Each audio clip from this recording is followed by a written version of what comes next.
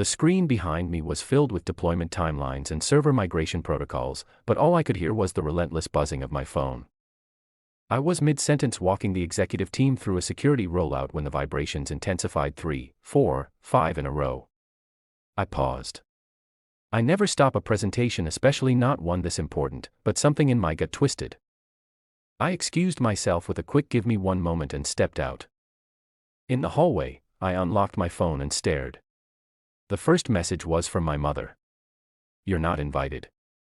Serene doesn't want you there." I blinked, thinking I'd misread. The next message rolled in as if on cue. "There's been a change of plans. Serene feels you've been making the wedding about yourself. Caleb's parents offered to help, but they asked for a drama-free day." My hands trembled. I scrolled further. "Please don't overreact. She just wants this day to be perfect. We hope you can understand." Understand. After covering the venue deposit, after paying for the catering, photographer rentals, over $98,000 in expenses, each one transferred from my account with the quiet hope that maybe, just maybe, it would bring us closer. And now I was being erased, sanitized from the day I'd made possible. I felt the pressure build behind my eyes but forced myself to stay upright. My pulse thundered. I texted my mom back one word. Why? Her typing bubble blinked for a long time before disappearing entirely. Back inside the conference room, the air felt heavier. I picked up the clicker and finished the presentation, autopilot in full control. No one noticed the shift, or maybe they did, but no one asked. That night, I sat on my couch, the messages still open. My jaw clenched. I wasn't just excluded. I was discarded. And for the first time in my life, something inside me didn't wilt. It burned. In our house on Rosewood Street, roles weren't assigned. They just happened. Soren got the sparkle. I got the clipboard. When the pipes burst during a winter freeze, it was me who Googled emergency plumbers while Mom paced. When Dad forgot the electric bill again, it was me who called the utility company and arranged a payment plan. I was 12. Soren's still figuring herself out, Mom would say, whenever I pointed out the imbalance. You've always just known what to do. I began to wear competence like armor even when it pinched. Soren floated through school on a cloud of last-minute extensions and charm. I stayed up rewriting essays, color-coding notebooks, building systems where none existed. She twirled through cheer practice. I volunteered for science fairs and filed FAFSA forms by myself. By the time I graduated valedictorian, no one was surprised, just relieved I hadn't let them down. I left for college in Seattle with 2 duffel bags and a silent promise I'd never rely on anyone the way everyone had relied on me. 4 years later, I walked across the stage, summa cum laude, with a job offer already in hand. I worked late, saved aggressively, and lived in a studio apartment with paper-thin walls while others popped champagne with their first paychecks. When our startup sold, I woke up a millionaire. No announcement, no luxury car, just a quiet account balance and the first breath of space I'd ever known. That's when the calls started. Dad's car needed replacing. Mom's hours got cut. Soren's lease ended badly. I helped every time, not because I was asked, but because I'd been trained to anticipate the ask before it came. So when Serene got engaged, helping with the wedding felt like another unspoken expectation. It started with a phone call at midnight. Soren's voice was breathless buzzing. "Talia," he proposed, on a boat at sunset. It was perfect. I was groggy but happy for her. She sounded like she'd stepped out of one of those Pinterest boards she used to scroll through in high school. She said she wanted a small wedding, intimate, charming. Then she mentioned the Griffin Estate, a venue I knew started at $50,000 just for the basics. "Don't worry," she rushed to add. "Caleb's parents are considering helping, and I know Mom and Dad can't do much, but we'll figure it out. Maybe just help with some of the small stuff." I said yes without asking for details. I always said yes. 2 weeks later, she slid a spreadsheet across the table during brunch. It was color-coded and terrifying. The total budget, a $120,000. Small stuff apparently included the entire venue deposit, photographer, catering, and a dozen other essentials. "We're just waiting to hear back from Caleb's parents," she said, I soft with practiced helplessness. They're not fully on board yet. By the time I realized we'll figure it out meant you'll figure it out. I'd already transferred the deposit for the Griffin estate and paid the first invoice for catering. The calls kept coming. The florist needed a rush deposit. The designer dress she fell in love with was being discontinued. The band Caleb loved suddenly had an opening if we moved fast. Each time it sounded like an emergency. Each time it sounded like only I could save the day. I made spreadsheets, tracked receipts, and convinced myself that once the wedding was over, I'd be able to breathe again, that they'd remember I made it all happen. But somewhere between the third invoice and the fifth urgent Venmo request, I stopped being a sister and started being a silent business partner, one who was never in the photos but always footing the bill. And when I finally asked what Caleb's family was contributing, Soren hesitated. They're unsure. They said maybe later. It's just a stressful time. Apparently, it wasn't stressful enough for them to miss the spa retreat they'd booked for her bachelorette weekend. It started small, a group chat I wasn't added to, a florist meeting scheduled during my quarterly review, a cake tasting I learned about from a tagged photo on Serene's Instagram story. Each time I asked, she had a reason. I didn't think you'd be free. I figured Mom could go instead. I meant to tell you it was super last minute. I wanted to believe her. I told myself she was just overwhelmed. But as the weeks went on, the pattern hardened. I was footing the bill for decisions I wasn't invited to make. I kept showing up anyway, adjusted my meetings, took early trains, tried to insert myself back into a process that had quietly moved on without me. One afternoon, I swung by a boutique hotel near Soren's apartment to drop off printed contracts she'd asked for. I stopped by the cafe for a coffee and spotted her 2 tables away deep in conversation with her maid of honor, Kendra. I froze when I heard my name. She's being such a control freak, Saren said, not even lowering her voice. Just because she's paying doesn't mean it's her wedding. Kendra sipped her latte. Yeah, but at least you're not going into debt. Right. Soren gave a little laugh. I mean, small price to pay for her spreadsheets and passive-aggressive comments. I just wish she'd send the money and stay out of it. I backed away before they saw me, hands shaking. That night, I stared at the color-coded budget I'd spent hours organizing, suddenly unsure who I'd built it for. All this time, I thought I was helping, supporting, being the sister who shows up. But it turned out showing up was the problem, and the next week, it got worse. The message came during our Monday stand-up buried between Slack notifications and code deployment alerts. A cousin on Caleb's side, someone I'd barely spoken to, texted me. Hey. Sorry to hear you're not coming. Hope you're feeling better.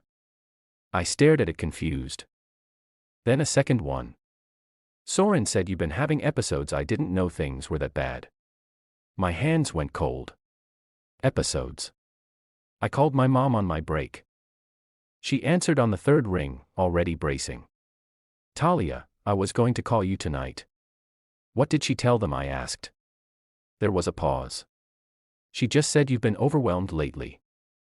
That maybe the stress is affecting your behavior. Overwhelmed, is that what we're calling it now? I said, my voice flat. So instead of admitting I've paid for 90% of her wedding while being ignored and insulted, she told Caleb's family, I'm mentally unstable. She didn't mean it like that. She's under so much pressure. Talia, Mom said softly, like that made it better. Caleb's parents are finally warming up to the wedding. She's just afraid something will ruin it. Something like me. Silence. I'm not the problem, I said, more to myself than to her. The problem is she's been lying to everyone, including you, and you'd rather protect the fantasy than admit it. Sweetheart, it's complicated. No. It's actually not. I hung up before she could say more.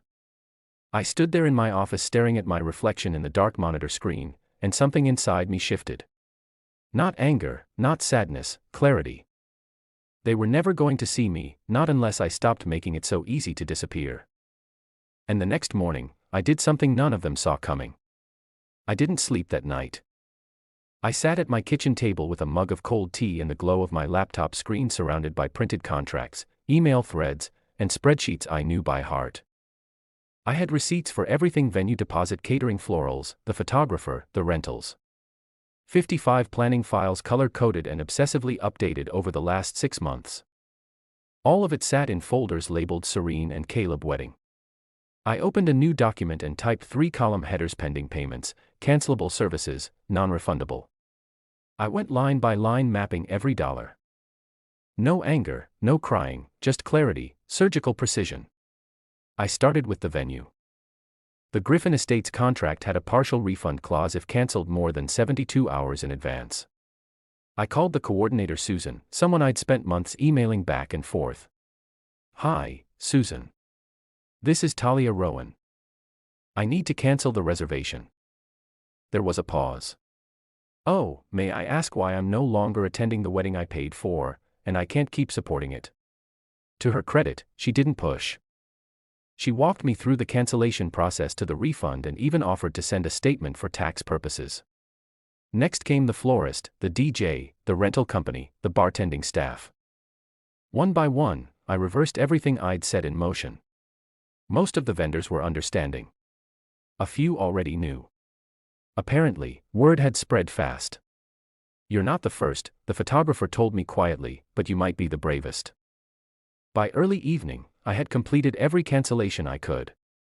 I transferred the partial refunds into my savings account and logged off. Then I went to the shared planning folder, the one everyone had access to but no one had contributed to. I downloaded it all, backed it up, and deleted it from the cloud. Gone. Every seating chart, every quote, every spreadsheet. I closed the laptop and exhaled. I hadn't realized how much space it all took up physically, mentally, emotionally. For the first time in months, I felt weightless. And then my phone rang. I didn't need to look to know it was Soren. The second I answered, she was already mid-scream. "What the hell is wrong with you?" Soren's voice cracked through the phone. "The venue just called. The florist's cancelled. Everything is falling apart and it's your fault I didn't flinch. You made it clear I wasn't welcome. You're ruining my life because of your jealousy." "No," I said quietly. "I'm reclaiming mine.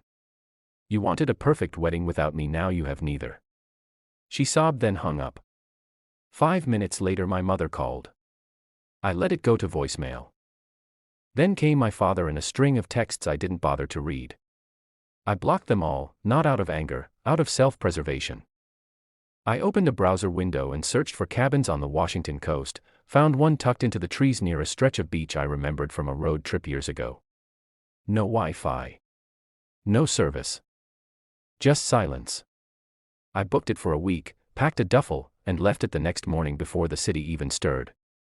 No announcement. No explanation. By the time they realized I was gone, I was already on the ferry, wind in my face.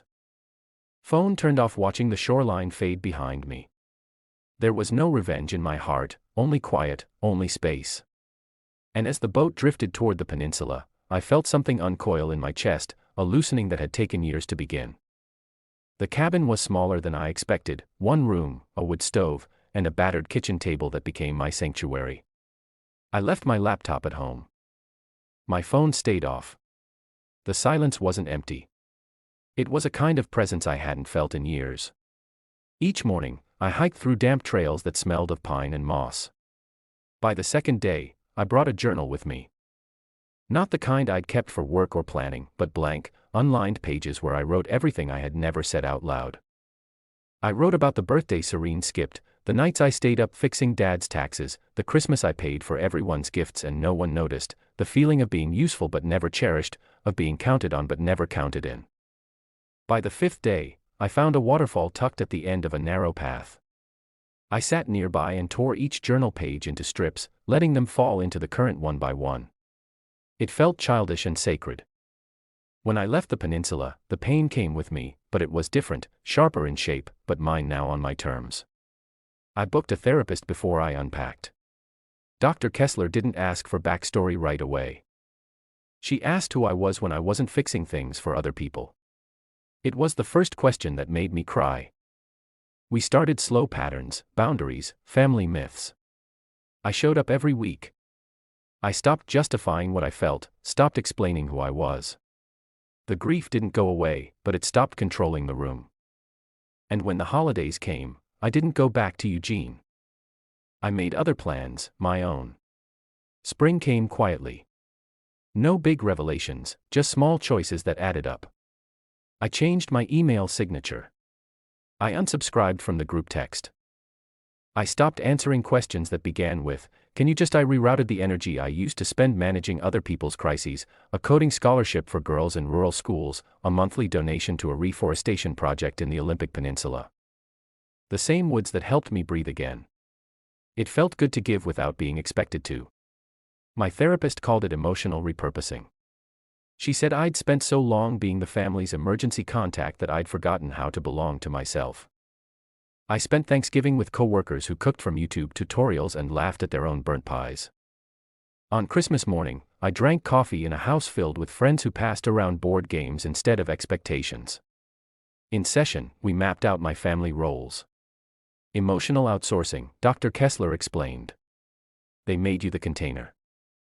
They poured their stress into you and called it closeness. I nodded, already knowing it was true. I just hadn't had words for it. We talked about guilt too. How my parents had raised me to feel responsible for everyone's comfort. How Serene's fragility had become the axis around which our family rotated. But now I was choosing a new orbit, one that didn't require me to shrink. I stopped keeping tabs. I stopped reading between the lines of half-hearted texts. I let the silence stretch. And then, one afternoon in January, a pale blue envelope arrived in my mailbox. No return address. Just my name written in handwriting I hadn't seen since we were kids. The envelope was soft at the edges, like it had been carried around for days before being mailed. Inside was a simple card. No flowers, no embossed script. Just Serene's handwriting, smaller than I remembered. I owe you an apology. Can we talk? No excuses. No explanations. Just those words. I read it twice before setting it on the windowsill. It stayed there for 3 days until I finally texted her Tuesday, 3 p.m. Grace and Finch Cafe. She replied with a single, "I'll be there." I arrived early, ordered mint tea, and chose a table near the back. When Soren walked in, I barely recognized her. Gone were the heels and curated waves. She wore a gray sweater and no makeup.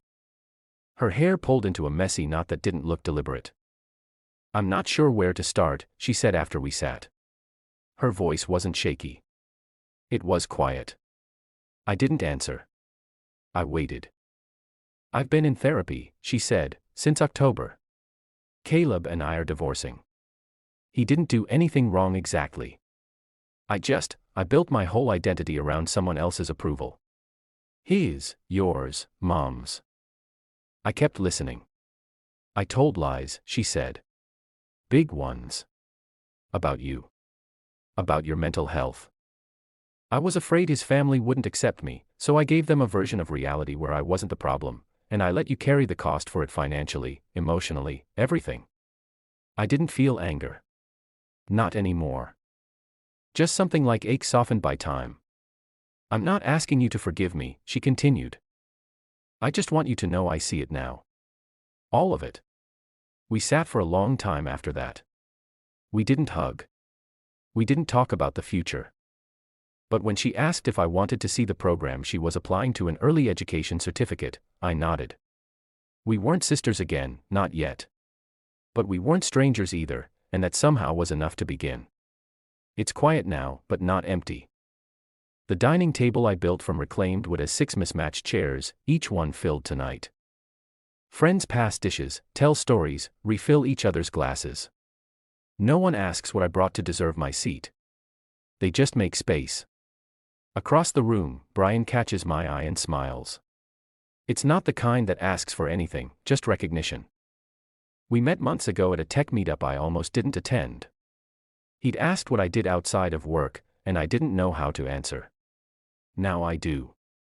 I host. I mentor. I write. I live. After everyone leaves, I wash the dishes in warm water and soft light. On the shelf above the sink sits a small folded card, cream paper, ink slightly smudged. I found it tucked inside a thank you note from a scholarship recipient last month. You were never the backup plan. You were the blueprint. I run my finger across the words, let them settle. For years, I gave my place at the table away and called it love. Now I build my own, and every seat here was made with care, not apology. Share your thoughts in the comments section. Thanks for your precious time. If you enjoyed this story, then please make sure you subscribe to this channel.